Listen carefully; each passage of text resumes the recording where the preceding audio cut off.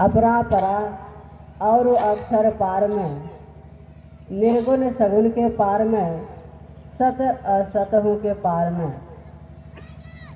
गुरु महाराज लिखते हैं वह परमात्मा सब क्षेत्र, अर्थात वह परमात्मा सब क्षेत्र का मतलब होता है शरीर। शरीर जैसे हम लोग अभी देख रहे हैं स्थूल शरीर को, यह स्थूल शरीर ही नहीं है केवल, इसके अंदर सूक्ष्म शरीर भी है और इसके अंदर भी कारण शरीर है और इसके अंदर महाकारण शरीर है और महाकारण के अंदर कैवल्य शरीर है। यह 5 शरीर है।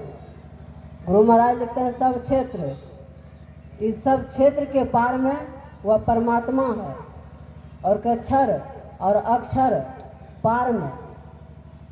यह संसार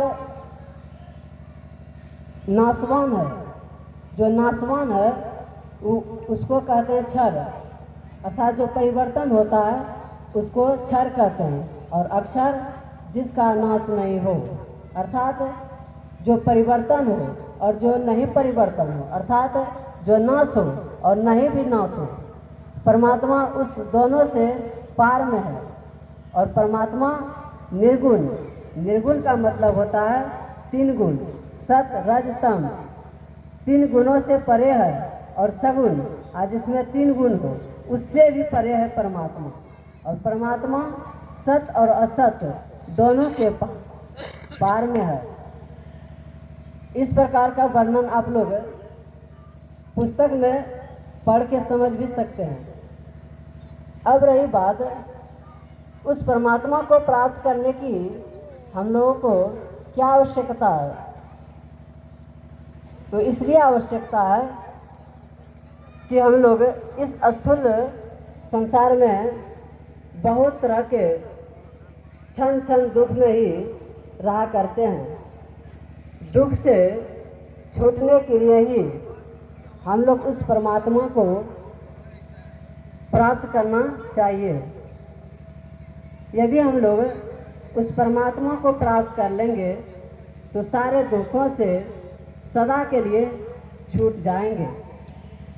अब रही बात उस परमात्मा को कैसे प्राप्त किया जाए, तो सत्संग योग में गुरु महाराज लिखते हैं प्रथम भाग में वेद मंत्र है कि ओम युञ्जानः प्रथमं मनस्तत्वाय सविता धियम अग्नेर ज्योतिर निश्चाय पृथिव्या अद्यावृत। इसका मतलब हुआ यदि उस परमात्मा को प्राप्त करना चाहते हो तो तुमको पहले सत्संग करना होगा। सबसे पहले सत्संग करना होगा। फिर उन्होंने कहा मानस जप, मानस ध्यान, फिर दृष्टि योग। सबसे साधारण सी बात समझ लीजिए, यदि आप सब दुखों से छूटना चाहते हैं या उस परमात्मा को प्राप्त करना चाहते हैं तो आपको सत्संग करना होगा। सत्संग को आप 3 प्रकार से समझ सकते हैं कि सत्संग क्या होता है। सत्संग यह 2 शब्दों से बना हुआ है, सत और संग। सत का संग हो जाए यही सत्संग है।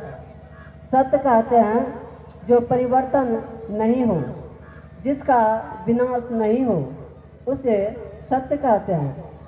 अब सत्य का संग हो जाए यही सत्संग है। यह जीवात्मा सत्य है और वह परमात्मा भी सत्य है।